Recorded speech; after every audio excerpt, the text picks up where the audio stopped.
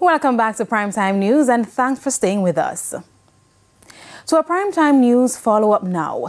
The police are reporting that an inmate who was among 8 men who escaped custody on June 19 at the Black River Police lockup is back behind bars. He's 34-year-old Richard Brown, alias Richie, of Middle Quarters, St. Elizabeth. Brown was reportedly nabbed yesterday evening at a bar in a section of Buena Vista in the parish. His name is Richard Brown.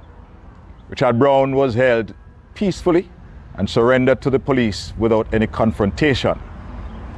I want to use this opportunity to speak to the other 7 who are out there to turn themselves into the police.